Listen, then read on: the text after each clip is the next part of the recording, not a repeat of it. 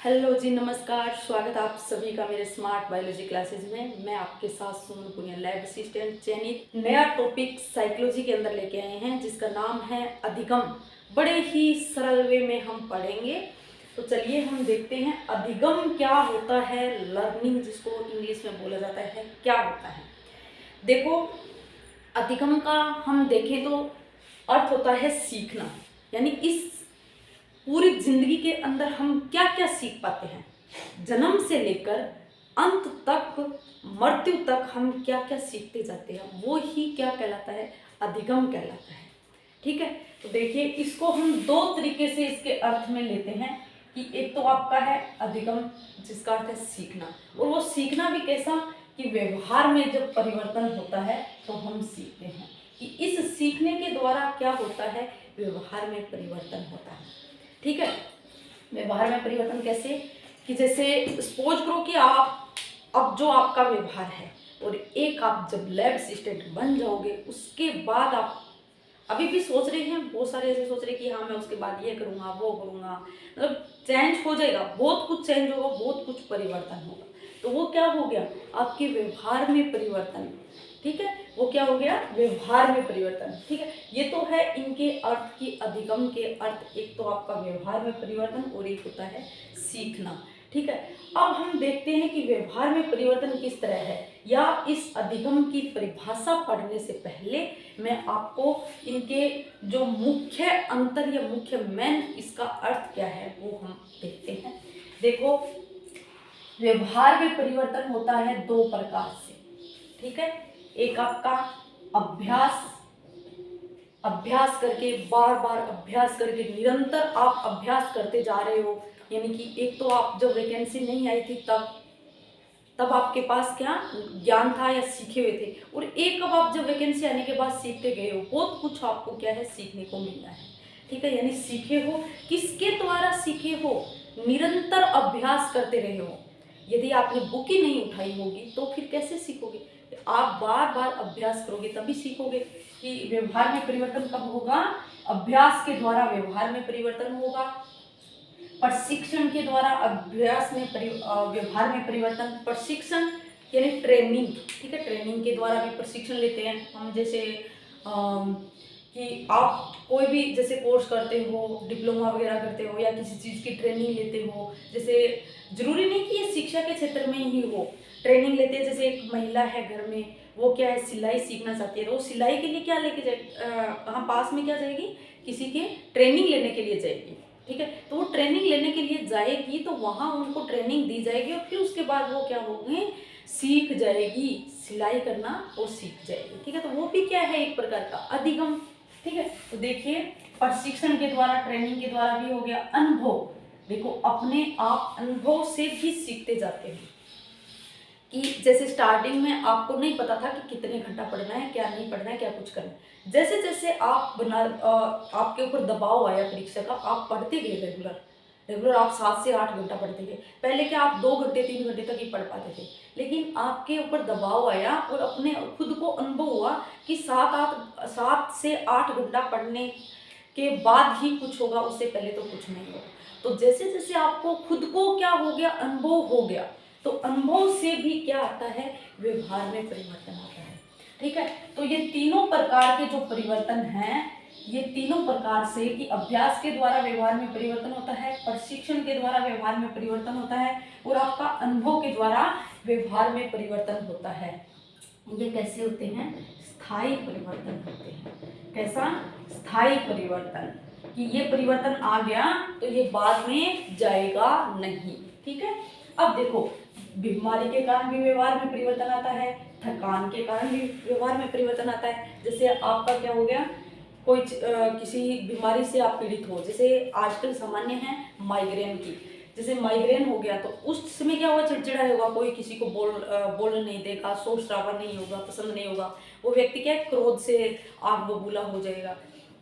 तो उस बीमारी के कारण भी क्या आ रहा है, उसके व्यवहार में परिवर्तन आ रहा है, चेंज आ रहा है। ठीक है, देखो फिर आता है थकान, यानी हम कार्य करते करते थक गए, बिल्कुल डल से हो गई, चेहरा उतर गया, और वो भी अपने व्यवहार में क्या आ गया, परिवर्तन आ गया। ठीक है, यानी थकान के कारण भी व्यवहार में परिवर्तन। संवेग, संवेग जैसे क्रोध है, भय है, यानी डर के बारे भी क्या है, जैसे अगर आपको रात को 12 बजे ऐसे बोल दे, कोई आवाज भी लगा दे, तो आपका भय से चेहरा कैसा हो जाएगा, लाल हो जाएगा। व्यवहार में क्या आ जाएगा, परिवर्तन आ जाएगा। ठीक है। मूल प्रवृत्ति, मूल प्रवृत्ति यानी कि आपको आलस्य आ रही है, थकान आ रही है, ये सब मूल प्रवृत्ति अपन आगे पढ़ेंगे। उसके कारण भी क्या होता है, व्यवहार में परिवर्तन आता है।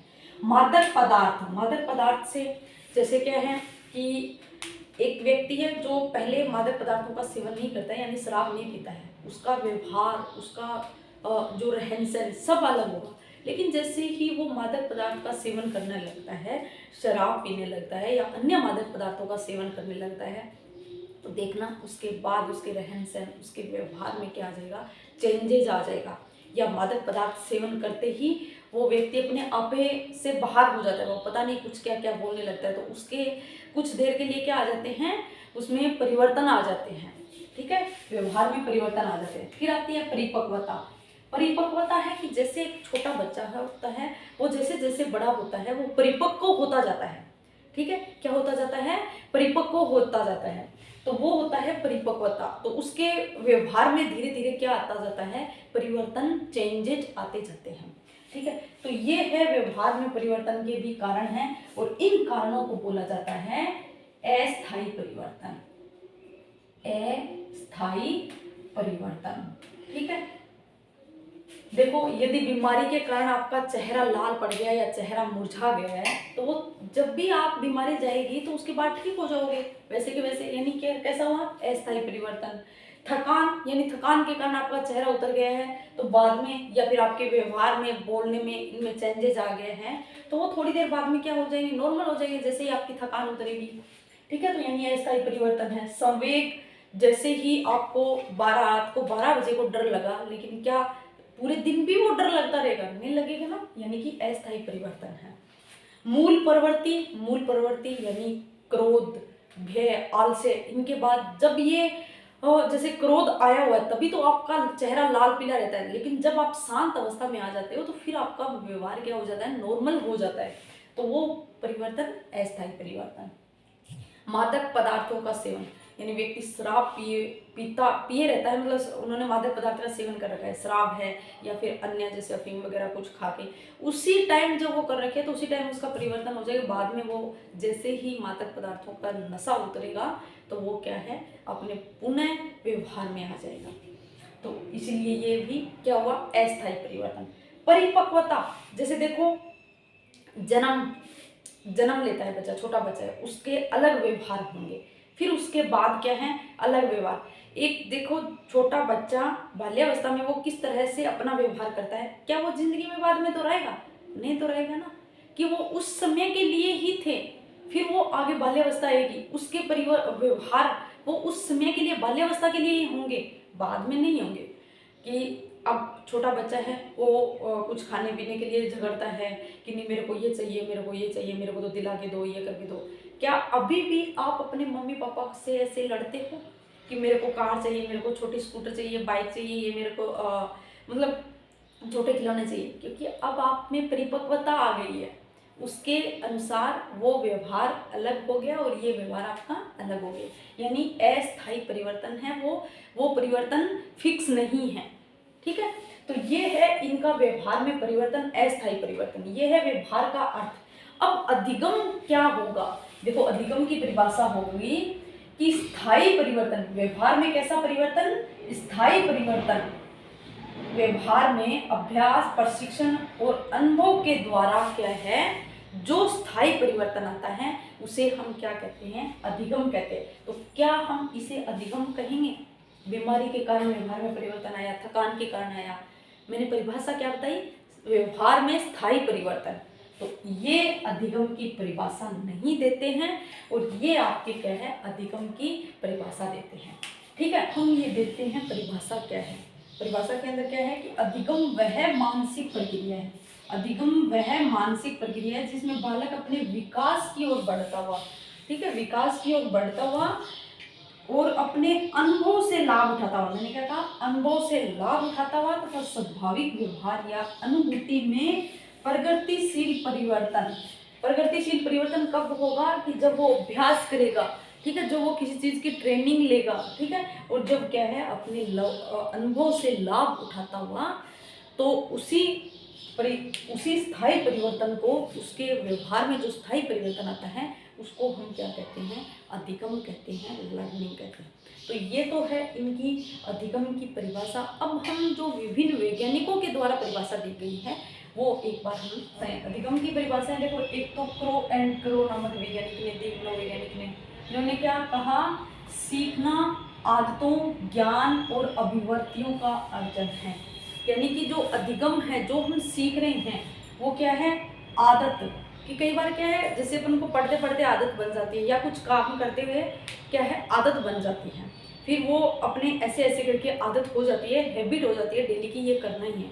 तो उसके द्वारा भी क्या हो रहा है, सीख रहे हैं ना, ज्ञान अर्जित कर रहे हैं, सीख रहे हैं। अभिवर्ती, अभिवर्ती यानी कि हम किसी को देख के, किसी के दृष्टिकोण से हम क्या कर रहे हैं, अभिवर्ती का अर्थ होता है जैसे किसी, आप दूसरे के दृष्टिकोण को देखें, कोई अच्छा व्यक्ति अच्छा कार्य कर रहा है, आप उसको देखकर ये सोच रहे हो कि हाँ मेरे को भी ऐसा बनना है, फिर उस वो बात को सोचकर आप क्या करते हो, अपने जीवन में परिवर्तन करते हो, आप अपने जीवन में मेहनत करते हो, सीखते हो, अधिगम करते हो, ठीक है ना। तो उसके द्वारा भी क्या हो गया, अधिगम हो गया। नवीन ज्ञान, नवीन प्रतिक्रिया को प्राप्त करने की प्रक्रिया क्या है, सीखने की प्रक्रिया है। यानी कि जो नया ज्ञान आप जिंदगी में ग्रहण कर रहे हो, जैसे आप पहले तैयारी नहीं कर रहे थे, उस टाइम आपके पास इतना नॉलेज नहीं था, और आपने जो ये ज्ञान लिया है, ये सब सीखे, तो ये क्या है, नवीन ज्ञान तो ही है, यानी कि आपने नया ज्ञान ग्रहण किया है। नवीन प्रतिक्रिया, नई नई, जब नया ज्ञान ग्रहण करोगे तो नई नई प्रतिक्रिया भी करते आए हो, ठीक है। फिर उसके बाद उनको प्राप्त करने की प्रक्रिया ही क्या है, सीखने की प्रक्रिया है। देखिए इन्होंने एक परिभाषा और दी, अधिगम विकास की प्रक्रिया है। अधिगम क्या है, विकास की प्रक्रिया, यानी कि अधिगम में उत्तरोत्तर क्या होता जाता है, विकास होता जाता है। क्रोनबेक ने कहा अनुभव के परिणाम स्वरूप, इन्होंने कहा अनुभव, अपने खुद अनुभव से लाभ उठाते हुए यदि आप सीख रहे हो तो वो क्या कहलाता है, अधिगम कहलाता है, ठीक है। गेट्स व अन्य ने कहा कि अनुभव और प्रशिक्षण, यानी अनुभव ले रहे हो कब, कि जब आप ट्रेनिंग कर रहे हो, उसी के साथ अपने खुद के अनुभव से लाभ उठाते हुए आप सीख रहे हो, तो वो क्या है, अधिगम है। तो अब देखो इन परिभाषाओं को कैसे याद करना है, इनके वर्ड इन वर्डों के साथ जोड़ना है कि सीखना आदत, अभिवर्ती और ज्ञान। जैसे देखो crow and crow, crow crow कौन करता है, कौवा, ठीक है, कौवा करता है क्रो क्रो, आप उनको कितना ही डांटो लेकिन उनकी आदत नहीं जाएगी, वो क्रो क्रो ही करेगा, ठीक है। तो क्या हो गया, उनकी आदत, ज्ञान और उनका दृष्टिकोण वैसा ही है। दूसरी परिभाषा यानी कि वुड वर्थ, वर्थ यानी बर्थडे, जैसे पर बोलते हैं बर्थडे, जन्म, जन्म क्या, नया नया जन्म होता है, और उसमें क्या है, नई नई प्रतिक्रिया होती रहती है, ठीक है। फिर देखो अधिगम विकास की प्रक्रिया, ये याद रख लेना कि जब नया न्यू बच्चा पैदा होता है, शिशु होता है, वुडवर्थ यानी बर्थ, ठीक है, नए नए, तो उसमें उत्तरोत्तर क्या होता जाता है, विकास होता जाता है, विकास की प्रक्रिया होती जाती है, ठीक है। फिर देखो आप क्रोनबेक ने क्या कहा, एक क्रोनबेक और गेट्स, इन दोनों को साथ में जोड़ के याद रखना। इसमें क्या है, एक ही वर्ड है क्रोनबेक, इसके अंदर गेट्स व अन्य दो वर्ड आ रहे, यानी इसके अंदर आपको क्या याद रखना है, क्रोनबेक के अंदर एक ही वर्ड याद रखना है, अनुभव, अनुभव के द्वारा सीखना, ठीक है। और इसमें अनुभव तथा प्रशिक्षण दोनों के द्वारा सीखना, अनुभव तथा प्रशिक्षण दोनों के द्वारा सीखना, क्योंकि गेट्स व अन्य दो वर्ड है, तो इसीलिए इन्होंने ये परिभाषा दी। तो इस प्रकार से आप वर्डों को एक दूसरे के साथ रिलेशन करके देखोगे तो आपके जल्दी स्थायी रहेगी ये परिभाषाएं। और हम देखते हैं अधिगम के सोपान, यानी अधिगम जो हम सीखते हैं वो स्टेप बाय स्टेप किस तरह से सीखते हैं, बड़ा ही इम्पोर्टेंट पॉइंट है। और इसके अंदर आपके परीक्षा के अंदर क्वेश्चन पूछे जाते हैं, ठीक है, या तो उन स्टेपों का क्रम पूछते हैं, या फिर वो स्टेप क्या, कौन कौन से स्टेप हैं, ठीक है ना। तो वो सभी हम स्टेप पढ़ेंगे और एक अच्छे से ही बहुत सुंदर से उदाहरण के साथ पढ़ेंगे, ठीक है। तो चलिए हम देखते हैं किस तरह से इनके स्टेप हैं।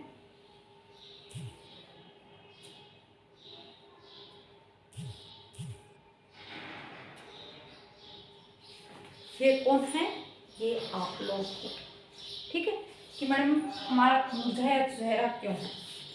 देखो, जब आपकी वैकेंसी नहीं आई थी तो आपका चेहरा मुरझाया हुआ था कि कब वैकेंसी आएंगी, कब पढ़ेंगे, कब हमारी जॉब लगेगी। ठीक है, यानी कि आपका चेहरा मुरझाया था जब आपकी वैकेंसी नहीं आई थी। चलो ये लो जी, ये आ गई आपकी वैकेंसी लैब असिस्टेंट। यानी कि आपका लक्ष्य क्या हो गया, गोल क्या हो गया, लैब असिस्टेंट बनना। ठीक है, ये है गोल यानी लक्ष्य। ठीक है, अभी लक्ष्य देखो बहुत दूर है। ठीक है, इससे कई सारे स्टेपों से हमको गुजरना पड़ेगा। ठीक है, अब देखो, अब आपको क्या है, यानी लक्ष्य यानी क्या है, गोल आपको पता चल गया और कि लैब असिस्टेंट वैकेंसी आपके सामने आ गई। तो ठीक है, आपको क्या हो गई, आपका मोटिवेशन बढ़ गया, मोटिवेशन मिल गया। क्या मिला, मोटिवेशन यानी अभिप्रेरणा, इसको हिंदी में बोला जाता है अभिप्रेरणा। तो आपको क्या मिली, अभिप्रेरणा। किससे, कि लैब असिस्टेंट की वैकेंसी आ गई और अंदर से क्या हो गई, आप मोटिवेट हो गए कि अब हमको पढ़ना है और लैब असिस्टेंट बनना है। ठीक है, तो देखिए अभिप्रेरणा कब मिलती है, अभिप्रेरणा जब तभी मिलती है जब आवश्यकता होती है। यानी कि हमें आवश्यकता किसकी है, लैब असिस्टेंट बनने की। तो क्या है, आवश्यकता के द्वारा ही क्या होती है, अभिप्रेरणा मिलती है। ठीक है, ये है आपका, जैसे ही आवश्यकता यानी जैसे ही आपकी क्या आई, वैकेंसी आई, आवश्यकता हुई, मोटिवेट हुए, तो ये से ही आपकी वैकेंसी आई तो आपकी आंखें क्या हो गई, खुल गई कि अब हमें पढ़ना चाहिए, तैयार होना चाहिए। तो आप क्या हुए, तत्पर।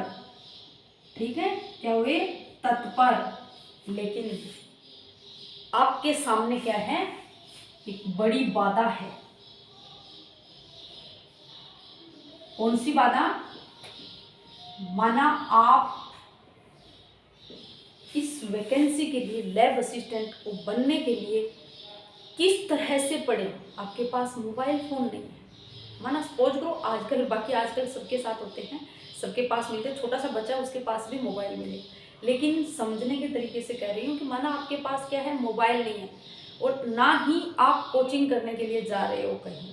ठीक है, कोरोना का टाइम आ गया और आप कोचिंग करने के लिए नहीं जा रहे हो और आपके पास मोबाइल भी नहीं है एंड्रॉयड जिसमें आप यूट्यूब या कुछ ऑनलाइन कोर्स खरीद सको। ठीक है, तो ये है आपके सामने क्या, सबसे बड़ी बाधा।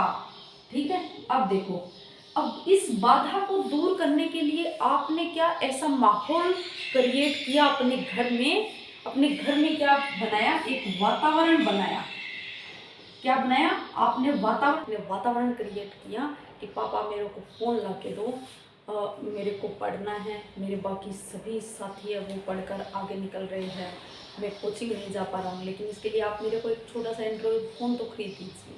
ठीक है, आपने ऐसा माहौल बनाया। ठीक है, और कुछ आपने पापा को ऐसे समझाया कि मैं आपको जॉब लग जाऊँगा तो उसके बाद देखना आपके सभी के सभी पैसे चुका दूँगा और आपको देखना कितनी अच्छी इमेज बनेगी कि इसका बेटा ये देखो इस जॉब में है ना। तो पापा क्या होंगे, मान गए और आपको क्या ला दिया, मोबाइल फ़ोन। ठीक है, और जैसे ही आपको मोबाइल फ़ोन ला के दिया और आपने उस फ़ोन में क्या किया, आपने अंतः क्रिया करनी स्टार्ट कर दी। क्या करनी स्टार्ट कर दी, अंतः क्रिया, यानी कि जैसे ही उसमें जितने भी लैब असिस्टेंट से जो कंटेंट है वो पढ़ने स्टार्ट कर दिए, आपने ऑनलाइन कोर्स खरीद लिया। ठीक है, फिर आप 2-4 क्लासें लगाए, टेस्ट लगाए, आपके नंबर अच्छे आने लग गए, तो जिससे आपको क्या हो गई, ये आपकी बाधा हो गई खत्म। ठीक है, यानी ये बाधा क्या खत्म हो गई कि आप जो नहीं पढ़ पा रहे थे, आपके पास मोबाइल फ़ोन नहीं था, मोबाइल फ़ोन आ गया और आप पढ़ पा रहे हो और आपके साथ में टेस्ट भी लगा रहे हो और साथ में क्या है, आप साथ साथ में आपका पुनर्बलन भी बढ़ता जा रहा है, आप अंदर से तैयार हो रहे हो, आपकी अंदर आत्मा जागृत हो रही है। तो आपको क्या मिल रहा है, पुनर्बलन। क्या मिल रहा है, पुनर्बलन। ठीक है, देखो एक मैं आपको बता देती हूँ कि एक होती है आत्म अभिप्रेरणा, यानी खुद अपने आप में क्या है अभिप्रेरित होना। एक क्या है जो दूसरे व्यक्तियों के द्वारा बाह्य अभिप्रेरणा, यानी बाहर से कोई मोटिवेट करता है। तो देखो, जब तक आप अंदर से जागृत नहीं होगे, जब तक आप अपने अंदर से मोटिवेट नहीं होगे, तब तक बाह्य कुछ भी काम नहीं करेगी। भाई इतने ही थोड़े टाइम के लिए ही वो स्थायी रहेगी, बाद में अस्थायी हो जाएगी, बाद में वो चली जाएगी। तो इसलिए आपको अपने अंदर से आत्मा अभिप्रेरित होना जरूरी है, अपने आप को जगाना जरूरी है। आप क्या करते हो, ये बहुत सारी ऐसे नेगेटिविटी लाकर आप दिमाग में कि मेरा सिलेक्शन कैसे होगा, अभी टाइम कम बचा है, 1.5 महीना, इस 1.5 महीने में क्या कर पाऊँगा, कैसे कर पाऊँगा, क्या क्या पढूँ, क्या क्या छोड़ूँ, अब तो मेरा दिमाग खराब हो गया, अब तो मेरे से नहीं पढ़ा जा रहा है। या कोई दूसरा आके ऐसे बोल दे कि तू 1.5 महीने में तैयारी कर लेगा, दिमाग खराब है क्या तेरा, छोड़ दे इसको, कुछ काम धंधा कर ले जिससे तेरे पास पैसे तो आएंगे। हाँ यार, फिर आप सोचो हाँ यार उसने सही बोला। अरे खुद आप अपनी जिंदगी का ठेका दूसरे को क्यों दे रहे हो? जो दूसरा आके 2 शब्द बोल गए और उनकी बात आपने मान ली। इसीलिए किसी दूसरे की बातों में मत आओ। कौन क्या कह रहा है, किससे क्या मतलब है। आप अपने घर पे अपने खुद के लिए जॉब लगोगे, आप अपने घर वालों के लिए पैसे कमाओगे, या अपने जो बीवी बच्चे हैं उनके लिए पैसे कमाओगे। आप अपनी ज़िंदगी में सुख देखना चाहते हो, न कि दूसरे की ज़िंदगी में। आपको क्या करना है, आप किसी के बहकावे में नहीं आना है। किसी से कोई भी कुछ भी कहे, यदि आपको ये भी बोल दे कि लोग पे लिख रख के देखता हूँ,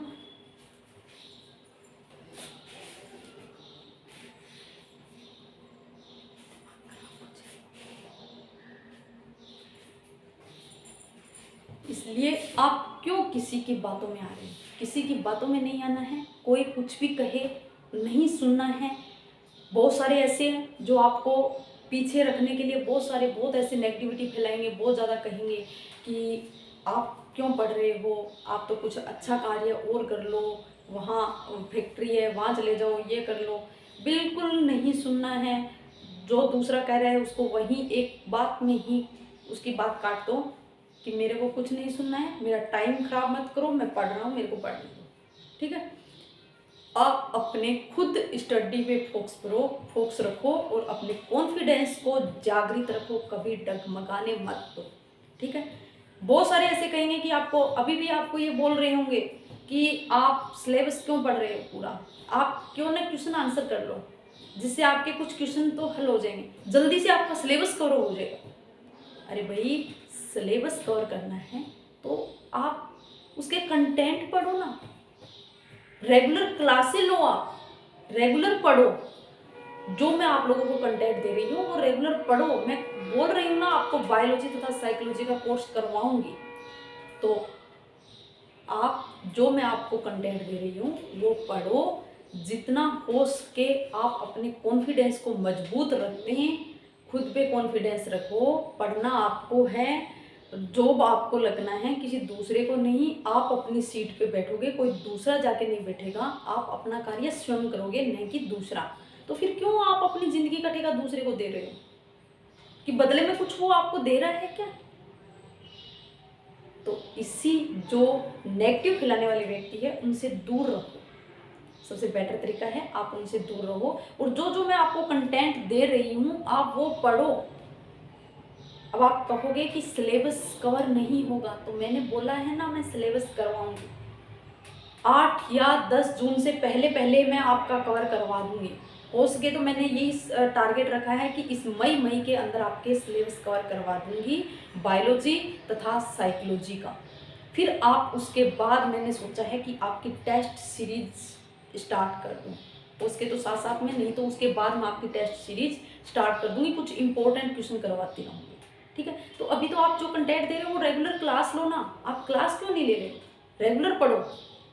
यदि आप क्वेश्चन सीरीज जैसे बोल रहे हो कि अभी हाँ ठीक है, माना आपका कवर सिलेबस हो गया है तो कोई बात नहीं, आप सिलेबस कवर अब आप उनको दोहरान कीजिए, बुक से उठाइए या उनके साथ साथ में क्वेश्चन आंसर भी कर लीजिए।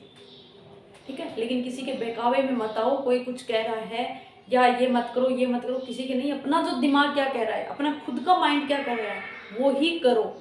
जो खुद बोलते हैं वो करते हैं, वो ही हमेशा जिंदगी में आगे बढ़ते हैं। ठीक है, चलिए तो अब हम देखते हैं कि हमने क्या पढ़ रहे थे कि किस तरह से हमारा मुरझाया हुआ चेहरा खिलेगा। तो ये जो मुरझाया हुआ चेहरा है, कब कि जब तक आपकी लैब असिस्टेंट की वैकेंसी नहीं आई थी, जैसे ही आपके सामने क्या आ गया, गोल आ गया, लक्ष्य आ गया, यानी कि आपकी लैब असिस्टेंट की विज्ञप्ति जारी हो गई, आप अंदर से झूम उठे। ठीक है, यानी कि ये लक्ष्य, ये लैब असिस्टेंट क्या दिला रही है आपको अंदर से, अभी प्रेरणा आपको अंदर से मोटिवेट कर रही है। यानी कि अब भर्ती आई, वैकेंसी आई, तो आप अपने अंदर से तैयार होंगे कि हाँ, इसके लिए मेरे को तैयारी करनी चाहिए और आगे बढ़ना चाहिए। तो आप अपने अंदर से क्या मिली, अभिप्रेरणा मिली, मोटिवेशन मिला। ठीक है, और ये कब मिला, जब आपके सामने क्या है, आवश्यकता। इन लैब असिस्टेंट की आवश्यकता है, आपको जॉब में जाने की जरूरी है। ठीक है, क्योंकि जो आवश्यकता की पूर्ति कौन कर सकता है, आपकी लैब असिस्टेंट। तो ये आपकी क्या है, आवश्यकता। ठीक है, ये आवश्यकता हुई या ये वैकेंसी आई, तो आपकी क्या खुल गई, आंखें खुल गई। और आंखें खुली तो आप क्या हो गए, तत्पर हो गए, तैयारी करने के लिए तत्पर हो गए कि अब इतने दिनों में 3 महीना है या 3.5 महीना, इसमें मैं तैयारी करूँगा। ठीक है, लेकिन आपके सामने एक बहुत बड़ी समस्या आ गई, बाधा आ गई। क्या कि आप कोचिंग नहीं कर सकते और ना ही आपके पास एंड्रॉयड फ़ोन है। तो देखो, एंड्रॉयड फ़ोन खरीदने के लिए आप क्या करोगे, माहौल क्रिएट करोगे, वातावरण क्रिएट करोगे। कैसे कि आप अपने पापा से बोलोगे कि पापा मेरे को फ़ोन ला दीजिए, जिससे क्या है मैं रेगुलर क्लासें ले सकूँ। माना आप ऑफलाइन कोचिंग मत कराओ, लेकिन फ़ोन में मैं घर पे पढ़ के ही सारा सिलेबस कवर कर लूँगा, और जब मैं जॉब लग जाऊँगा तो मैं आपको वो पैसे भी लौटा दूँगा। इस तरह से आपने क्या वातावरण क्रिएट किया। ठीक है, आपने क्या कर लिया, वातावरण क्रिएट कर लिया। पापा ने फ़ोन ला दिया तो आपकी बाधा क्या हो गई, खत्म। और आपने क्या स्टार्ट कर दी, अंतःक्रिया करनी। यानी कि उसमें आप ऑनलाइन कोर्स खरीद लिए और यूट्यूब से बहुत सारी विभिन्न क्लासें यूज करने लग गए, और जिससे आपको बहुत सारा ऐसे कंटेंट मिलने लगा। और टेस्ट सीरीज आपने ज्वाइन की, तो उस टेस्ट में आपके नंबर अच्छे आए, तो उन नंबरों से फिर आपको क्या मिला, पुनर्बलन, कि हाँ, मैं पढ़ के आगे बढ़ सकता हूँ, अपने लक्ष्य को प्राप्त कर सकता हूँ। तो आपको क्या मिल गया, पुनर्बलन मिल गया। अब माना आपके पास सामने 1.5 महीना रहा है, और जैसे जैसे परीक्षा नज़दीक आती हैं तो दिन बहुत जल्दी निकलते हैं, टाइम नहीं लगता, जल्दी जल्दी निकलता जाता है। देखो, 1.5 महीना, फिर आपका 1 महीना रहा, फिर 15 दिन, फिर 10 दिन, फिर 8 दिन, फिर 2, फिर 1, फिर अंत में आखिरकार आपका एग्ज़ाम वाला दिन आ ही गया। तो उस एग्ज़ाम वाले दिन आपको बिल्कुल नहीं पढ़ना है, माइंड को फ्रेश रखना है। लेकिन आप लोग क्या कर रहे हो, बहुत सारे ऐसे नेगेटिविटी से भर लेते हो दिमाग को, कि आपको उस परीक्षा में सोचने के लिए टाइम ही नहीं मिलता है। प्रश्नों के बारे में सोचने के लिए नहीं, एक्स्ट्रा बातें सोचते रहते हो। ऐसा नहीं करना है। आपको क्या करना है, उस दिन माइंड को फ्रेश रखना है। बिल्कुल भी ऐसे बेकार की बातें नहीं सोचनी है कि आज क्या होगा, आज सिलेक्शन कैसे क्वेश्चन आएंगे, किस तरह से करेंगे। आपको एक भरपूर एनर्जी के साथ उस दिन बिल्कुल किसी के साथ ज़्यादा बातें नहीं करनी है, क्योंकि अपन बातें करेंगे, बोलेंगे तो अपनी एनर्जी क्या होगी, वेस्ट होगी।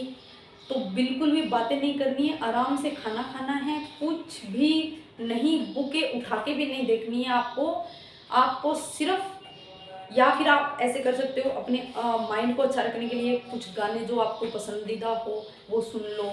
ठीक है, जब तक आपका परीक्षा का टाइम हो तब तक आप अपने माइंड को एकदम बिल्कुल फ्रेश रखो, जिसे तरोताज़ा यदि माइंड है तो आपका परीक्षा में अच्छे से लगेगा। और यदि आपने माइंड को आप कूट के उस दिन भर लिए हैं कि क्या करेंगे क्या नहीं करेंगे, और आप जैसे ही ट्यूशन पढ़ते हो, देखो मैंने क्या बात कही कि पढ़ना नहीं है। पढ़ना क्यों नहीं है, कि आप पढ़ोगे तो आप पीछे का ये सोचोगे, जैसे आपने उठाया एक, उस दिन तो क्यों ऐसे खलबली तो वैसे ही मची होगी, तो ऐसे लगेगा कि हाँ पीछे का ये याद भी नहीं है, ये याद भी नहीं है, तो माइंड और भी खराब होता जाएगा। सोचते जाओगे। इसलिए बिल्कुल भी बेकार की बातें नहीं सोचनी है, और बुक भी उठा के नहीं देखनी है। जाते टाइम आप दही और उसके साथ चीनी मिला के आपको थोड़ा खाना, ज़्यादा भी नहीं खाना है कि मैडम ने दही बताया तो हम कटोरी भर भर के खा लें। इससे फिर क्या है, नींद आने लग जाएगी। उसमें क्या होती है, एनर्जी होती है, वो तो आपकी एनर्जी तरोताज़ा रखेगी। ठीक है, तो फिर आपका जो पेपर हुआ, पेपर वाला दिन हो गया, आप पेपर में बैठ गए और क्वेश्चन अच्छे से हल हो रहे हैं, फ्रेश माइंड के साथ हो रहे हैं। आपका पहला क्वेश्चन हल हो गया, दूसरा हल हो गया, तीसरा हो गया, फिर आपके अंदर से क्या है, अंतर आत्मा कह रही है हाँ मेरा पेपर बहुत अच्छे से जा रहा है, अब तो सिलेक्शन हो ही जाएगा। जैसे जैसे करके आपका क्या है, पेपर कंप्लीट हो गया और आप एक पॉजिटिविटी के साथ पेपर देके घर आ गए। और अब जिस भी साथियों से पूछा उन्होंने उससे बोला मेरा पेपर बहुत अच्छा गया। ठीक है, अब इंतज़ार रिजल्ट का। अब बीते गए दिन 10, 12, 15, 2 महीने के बाद आपका क्या गया, रिजल्ट। जैसे ही रिजल्ट आया और आपका सिलेक्शन हो गया और आप खुशी से झूम उठे, फिर आप एक बार बैठ के आप क्या करोगे, अनुभव का संघन। क्या करोगे, अनुभवों का संघन। कैसे कि आप सोचोगे कि मैंने ये जो लक्ष्य प्राप्त किया है, ये गोल प्राप्त किया है, इसमें मैंने किस किस ने मेरे को साथ दिया और किस किस ने मेरे को पीछे छोड़ा है, या किस किस ने साथ दिया, या मैंने क्या क्या पढ़ा है, कहाँ कहाँ से पढ़ा था जिससे मेरा ये सब हुआ। तो ये आप क्या कर रहे हो, अनुभव का संगठन।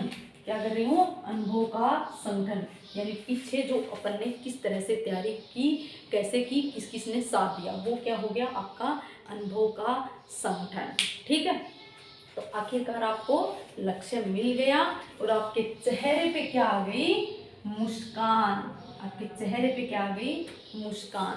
ठीक है, अब देखो, अब आपको इंतजार है पोस्टिंग पे जाने का, कब पोस्टिंग आएगी और कब हम अपना पद ग्रहण करेंगे। ठीक है, आगे से आदेश आया कि आपकी 25 जुलाई को पोस्टिंग है। तो अब जैसे जैसे मन में लगे कि कब 25 जुलाई आएगी, सपोज करें, बाकी रियल में नहीं कि 25 जुलाई ही हो, तो वो आगे जैसे डिपेंड करेगा। जैसे आपको 25 जुलाई में क्या करना है, 10 जुलाई, 20 जुलाई, 15 जुलाई, 15, 20, 22, 23, 24, 25 वाला दिन आ गया और आप अपने पद को क्या कर लिया, ग्रहण। और ग्रहण करने के बाद आपको बड़ी ही संतुष्टि मिली और आपके पास क्या आने लगे, पैसे आने लगे। पहली सैलरी आई और उस सैलरी से आप इतने संतुष्ट हुए, वो सैलरी आप अपने पापा को ले जाकर दे दी। लो पापा, आपने मेरे लिए फ़ोन खरीदा और इसके लिए मैं इतना कुछ कर पाया, पढ़ पाया। तो पापा भी खुश और आप भी खुश। तो ये है अधिगम के सोपान, सीखने के सोपान। पूरा का पूरा ये जो साइकोलॉजी का ये वाला टॉपिक है, ये अधिगम है, ये पूरा का पूरा अपनी ज़िंदगी पे लागू होता है। आप किसी भी चीज़ को, लक्ष्य को प्राप्त कर रहे हो, उसमें पूरे में लागू होता है, किस तरह से आप आगे बढ़ते हो। अब इसमें देखो, आपको याद क्या रखना है। ये तो मैंने पूरी प्रक्रिया समझाई कि किस तरह से आप इसको क्रमबद्ध तरीके से याद करते हो। आपको क्या याद रखना है, क्रमबद्ध तरीके से क्या करना है, आपको इनको याद रखना है। किस तरह से, देखो, सबसे पहले आपके पास क्या, अभिप्रेरणा या आवश्यकता, तो इसको मैं क्या दूंगी, 1 नंबर। यानी सबसे पहले आप क्या हुए, मोटिवेट, किसके लिए, लैब असिस्टेंट के लिए। फिर आपके सामने क्या था, लक्ष्य। ठीक है, क्या, लक्ष्य, यानी कि लक्ष्य था आपके सामने क्या, लैब असिस्टेंट बनने का। ठीक है, फिर उस लैब असिस्टेंट बनने के लिए आपके सामने क्या आ रही थी, बाधाएं। तो ये क्या आ गई, 3 नंबर पे। फिर आप जो तत्पर तैयार हुए और आपने क्या किया, वातावरण क्रिएट किया, माहौल बनाया। फिर आपने क्या की थी, अंतः क्रियाएं की थी। ठीक है, फिर उसके बाद आप जब क्या है, फोन मिल गया, आपके अच्छे अच्छे क्वेश्चन हल होने लगे, तो आपको क्या मिलने लगा, पुनर्बलन। और जब आप जॉब लग गए तो आपको क्या हो गया, अनुभव का संगठन।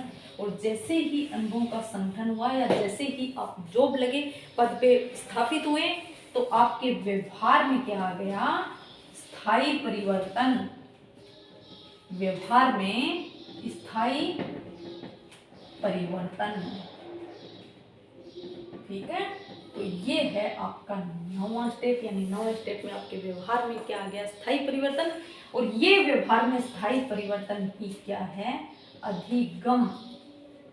यानी कि इतने स्टेपों से आप गुजर कर क्या ग्रहण किया आपने, अधिगम लिया, आप अपने व्यवहार में चेंज लाए। ठीक है, तो ये इसको क्रम से याद कर लेना। किस तरह से कि जैसे आप, मैं यहाँ लिख देती हूँ कि अधिगम के सोपान, सोपान कौन कौन से हैं। पहला है आवश्यकता व अभिप्रेरणा, आवश्यकता व अभिप्रेरणा। दूसरा है आपका लक्ष्य। ठीक है, लक्ष्य या उद्देश्य भी बोला जाता है। देखो लक्ष्य या उद्देश्य में क्या अंतर होता है कि जो लंबी अवधि में प्राप्त करने वाला हो या जो लंबी अवधि में प्राप्त किया जाए वो क्या होता है, लक्ष्य। उस लक्ष्य तक पहुंचने के लिए आप क्या बनाओगे, छोटे छोटे उद्देश्य। आज मेरे को इतना पढ़ना है, कल मेरे को इतना पढ़ना है, ये सब क्या बना रहे हो आप, उद्देश्य। यानी शॉर्ट समय के अंदर, शॉर्ट टाइम के अंदर जो प्राप्त होता है वो कहलाता है उद्देश्य। ठीक है, फिर देखो उसके बाद तीसरा स्टेप हमारे पास क्या थी, बाधाएं। यानी उस लक्ष्य तक पहुंचने के लिए जो रास्ते में जो बाधाएं आती है वो बाधाएं। ठीक है, चौथा आपका स्टेप कौन सा है, तत्परता। क्या है, तत्परता। और पांचवा स्टेप आपका है वातावरण। वातावरण और पांचवा और छठा साथ में दिया हुआ है आपके, वातावरण तथा उसमें होने वाली अंतः क्रियाएं, उसमें होने वाली अंतः क्रियाएं। ठीक है, और छठा आपका हो गया पुनर्बलन। यहाँ सातवां है, आप कंफ्यूज मत होना क्योंकि वातावरण और अंतः क्रियाएं दोनों साथ में दे रखी है बुक में, इसलिए। और ये पुनर्बलन जो है सातवां हो गया, उसके बाद की अंतः क्रिया होगी, फिर आपको क्या मिलेगा, पुनर्बलन मिलेगा। और सातवां हो गया कि आप जब जॉब लग गए तो आपने बैठकर क्या किया, अनुभवों का संगठन। ठीक है, क्या किया, अनुभव का संगठन। और अनुभव का संगठन करने से क्या हो गया, व्यवहार में परिवर्तन, और आपको क्या मिल गया, अधिगम, यानी आप सीख गए। ठीक है, तो ये तो है इनके सोपान। इस सोपान में से पूछा जाता है कि कौन कौन से, इसमें ये दे देंगे और पूछ लेंगे निम्न में से कौन सा है, यानी तीन इसमें से दे देंगे, एक अलग दे देंगे कि निम्न में से अधिगम का सोपान नहीं है। ठीक है, या फिर क्रम से पूछ ले किस तरह से, क्या ये क्रम सही है, या फिर दूसरा अलग ऐसे क्रम दे दे, क्या वो क्रम सही है। तो आपको देखना है, इस क्रम से याद रखना है। तो ये तो है अधिगम के सोपान। अब हम देखेंगे अधिगम की विशेषताएं। ठीक है, इसमें से भी क्वेश्चन पूछे जाते हैं, वो तरीका अलग अलग हो सकता है कि निम्न में से कौन सी विशेषताएं अधिगम की नहीं है। ठीक है, या फिर क्या ये विशेषता अधिगम की है, या सीखना क्या है, इस तरह से यहाँ से कहीं से भी क्वेश्चन बना के दे देते हैं। तो आपको इन विशेषताओं को, जो 18 विशेषताएं हैं, इनको याद रखना है आपको किस तरह से, कि अधिगम क्या होता है, सार्वभौमिक, यानी सभी जगह पर लागू होता है। क्या है, सभी जगह पर लागू होता है। चाहे ये नहीं कि इस क्षेत्र में नहीं, जैसे शिक्षा के क्षेत्र में लागू हो रहा है तो बाकी जगहों पे नहीं होगा। मैंने जैसे आपको उदाहरण बताया कि किसी को यदि सिलाई मशीन सीखना है, सिलाई करना सीखना है, तो वहाँ भी वो क्या कर रही है, अधिगम कर रही है। ठीक है ना, ठीक है ना, ये क्या है, सार्वभौमिक। अधिगम वातावरण की उपज है, यानी जब वातावरण, माहौल क्रिएट करेंगे, वातावरण बनाएंगे, तभी क्या होगा, अधिगम होगा। तो ये वातावरण की उपज है। सीखना जीवन पर्यंत चलता रहता है। सीखना एक व्यक्ति जन्म से लेकर, जब वो जन्म लेता है तब से सीखना स्टार्ट होता है। सबसे पहले इस वर्ल्ड में शब्द, इस संसार में शब्द बोलना सीखता है, माँ, पा, दादा। ठीक है, फिर जैसे जैसे करके वो अपने विकास में उत्तरोत्तर क्रिया करता हुआ निरंतर आगे बढ़ता रहता है। और फिर आगे क्या है, जब वो व्यक्ति मरता है तब भी वो सीख कर जाता है कि इस संसार में कौन अपना कौन परा है। यानी कि जन्म पर्यंत क्या है, अधिगम चलता रहता है। सीखना व्यवहार में परिवर्तन लाना है। हमने अभी देखा व्यवहार में परिवर्तन किस तरह से हुआ। तो सीखना एक क्या है, व्यवहार में परिवर्तन, व्यवहार में चेंज लाता है। अधिगम एक क्रियात्मक प्रक्रिया है। देखो अपना गोयल था लैब असिस्टेंट का, उस तक पहुंचने के लिए कितनी क्रियाएं करनी पड़ी, वो क्रिया ही क्या है, आपकी क्रियात्मक प्रक्रिया है। तो अधिगम एक क्या है, क्रियात्मक प्रक्रिया है। अधिगम एक स्वाभाविक प्रक्रिया है। कि जैसे देखो अपन एक बार सीखेंगे तो दूसरी बार सीखेंगे, फिर तीसरी बार ऐसे सीखेंगे, तो फिर एक अपनी क्या है आदत बन जाती है, अपना स्वभाव बन जाता है। ठीक है, जैसे आप अभी पढ़ रहे हो, जैसे ही आपका रिजल्ट आएगा, आपको आपका पेपर हो जाएगा, उसके बाद भी आपको ऐसे लगेगा कि हम हाँ पढ़े, क्योंकि वो आपकी आदत बन गई थी डेली रेगुलर पढ़ते पढ़ते। यानी ये एक स्वाभाविक प्रक्रिया है। ठीक है, अधिगम बुद्धि में विकास है कि जैसे देखो आप जो पढ़ रहे हो, आपकी बुद्धि बढ़ रही है कि नहीं बढ़ रही है। पहले आपको ज्ञान नहीं था, अब आपका ज्ञान बढ़ रहा है, ज्ञान बढ़ रहा है यानी बुद्धि बढ़ रही है। सीखना अनुभवों का संगठन है।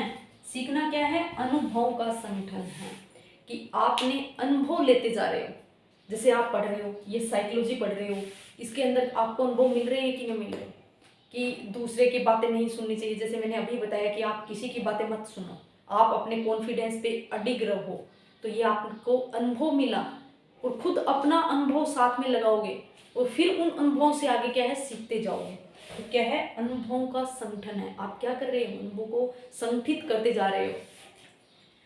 अधिगम सकारात्मक और नकारात्मक दोनों प्रकार का हो सकता है कि अधिगम यानी कि आप जॉब लग रहे हो, कुछ अच्छा कर रहे हो, अच्छा सीख रहे हो, तो वो तो क्या है सकारात्मक अधिगम। और जैसे मादक पदार्थों का सेवन करना या बहुत सारी ऐसे गलत रास्ते पे चलना, तो वो आपने जैसे किसी को देख के सीखा, तो वो क्या है नकारात्मक अधिगम है। यानी आपने नकारात्मक बातें सीख ली, तो क्या आपने नकारात्मक अधिगम कर लिया। तो दोनों प्रकार का हो सकता है। अधिगम में कई विधियां सम्मिलित हैं, कई प्रकार की विधियां सम्मिलित है अधिगम में कि इस सीखने को हम किस तरह से पूर्ण कर सकते हैं। जैसे अपन ने सोपान के अंदर कई स्टेपों से होकर गुजरा हुआ दिखाया, और अधिगम भी कई तरीके से कर सकते हैं कि एक अपना जो सीखने की जो कैपेसिटी पे डिपेंड करता है कि अपन किस तरह से। जैसे मैंने एक बार बताया कि आप सुबह के टाइम ज़्यादा पढ़ते हो या शाम के टाइम, या आप बैठ के पढ़ना ज़्यादा अच्छा लगता है, या फिर सो के, या फिर घूम घूम के पढ़ना, वो अलग अलग विधि है कि आप किस तरह से पढ़ते हैं। सीखना एक खोज करना है कि देखो आपने आज कुछ नया टॉपिक पढ़ा, आपने क्या कर लिया, एक नया ज्ञान ग्रहण कर लिया, एक नई खोज कर ली। ठीक है, अधिगम सक्रिय रहकर होता है। देखो यदि आप अंदर आत्मा से सचेत नहीं हो, अपने मानसिक से अपना मन नहीं कह रहा है कि पढ़ो, तो तब आपका अधिगम नहीं होगा। जब अंदर से सक्रिय होगा कि हाँ ये पढ़ना है, आगे क्लियर करना है, तभी आपका क्या है वो अधिगम हो पाएगा। तो अधिगम हमेशा सक्रिय रहकर होता है। अधिगम में समय लगता है। देखो भाई आपने कब से लैब असिस्टेंट आई, अब आप कब जाकर लैब असिस्टेंट बनोगे, इसके बीच में कितना समय है। यानी कि अधिगम में समय लगता है, ये नहीं कि तुरंत अधिगम हो जाएगा, आपने पढ़ा और पढ़ते ही याद हो गया, नहीं, ऐसे नहीं होगा अधिगम। आपने ये सीखा और सीखते ही आपके व्यवहार में परिवर्तन आ गया, नहीं, टाइम लगेगा उसमें। ठीक है, ये क्या है, अधिगम में समय लगता है। अधिगम स्थायी परिवर्तन है। देखो जब तक व्यवहार में परिवर्तन स्थायी नहीं है, जैसे अपन ने बीमारी थकान उनके कारण देखा, क्या वो अधिगम था, नहीं था। अधिगम तभी माना जाएगा जब व्यवहार में क्या आ जाएगा, अंतिम रूप से स्थायी हो जाएगा वो व्यवहार। तो सदैव उद्देश्यपूर्ण होता है, अधिगम सदैव उद्देश्यपूर्ण होता है। अब यदि आपको बोल दे कि आपको ये लैब असिस्टेंट की तैयारी करनी है और इसके बाद में आपको इसमें जॉब लगने के बाद आपको कुछ पैसा नहीं मिलेगा और कुछ नहीं किया जाएगा, बस आपको एक डिग्री मिल जाएगी, मान लो आप लैब असिस्टेंट हो, तो क्या आप उसको करोगे, क्या आप उसकी तैयारी करोगे, क्या उसको सीखोगे, नहीं ना। जब आपके सामने गोल है, आपके सामने लक्ष्य है, तभी तो आप सीख रहे हो। यानी यह सदैव क्या है, उद्देश्यपूर्ण होता है। अधिगम में परिवार, अध्यापक, संगी साथी महत्वपूर्ण भूमिका निभाते हैं। देखो एक बच्चे की प्रथम पाठशाला होती है परिवार, वह वहां से सीखता है, फिर उसके बाद वो स्कूल जाता है अध्यापक, और उसके साथ साथ उनके क्या है दोस्त होते हैं, उन संगी साथियों से भी वो क्या ज्ञान ग्रहण करता है। तो इन तीनों की क्या है महत्वपूर्ण भूमिका होती है, इन तीनों को प्रथम स्थान पे रखा जाता है। व्यक्तित्व के सर्वांगीण विकास में सहायक है। देखो सर्वांगीण यानी चारों ओर से। देखो आपने सीखा, आपने पढ़ाई की, आपने लैब असिस्टेंट की पढ़ाई कर रहे हो, इसके साथ साथ आप अपने ऑलराउंड क्षेत्र में भी कुछ सीख पा रहे हो, आपको अच्छा लग रहा है दिमाग से पढ़ना, तो आप क्या है घर वालों के साथ व्यवहार अच्छा रखोगे, जिससे वो आपको क्या है रिस्पॉन्स अच्छा देंगे, वो भी आपके साथ अच्छे से रहेंगे। तो आपका माइंड भी अच्छा, मानसिक स्वास्थ्य भी अच्छा रहेगा। कहने का अर्थ है कि सर्वांगीण विकास करता है, यानी कि मानसिक शारीरिक सब स्वास्थ्य भी ठीक करता है, यानी सभी का सभी विकास अच्छे से होता है। उत्तरोत्तर सामंजस्य की प्रक्रिया है, यदि आपने सीख लिया। अब इसमें आएंगे कि समायोजन कैसे स्थापित करते हैं, वो भी मैं आगे बताऊंगी। तो किस तरह से हम अधिगम यानी सीखने के बाद हम सामंजस्य स्थापित कर लेते हैं कि आपके सामने समस्या आ गई, आप उनको आसानी से निपटा लोगे। उन समस्या को लेके बैठ नहीं जाओगे कि अब मैं क्या करूँ, समस्या आ गई है, सामने समस्या आई उसको हल कर लिया, फिर दूसरी बार नेक्स्ट समस्या आएगी उसको भी आप हल कर लोगे। इसलिए इस प्रकार से आप उत्तरोत्तर क्या करते जा रहे हो, सामंजस्य स्थापित करते जा रहे हो। तो ये है अधिगम की विशेषताएं। और अब हम नेक्स्ट लेक्चर के अंदर पढ़ेंगे अधिगम के सिद्धांत, बड़े ही इम्पोर्टेंट है। और मैं आपको हो सके ये अधिगम वाला अगले वीडियो में पूरा का पूरा कंप्लीट करवा दूँ। ठीक है, तो आज के लिए इतना ही। ओके, पढ़ते रहिए।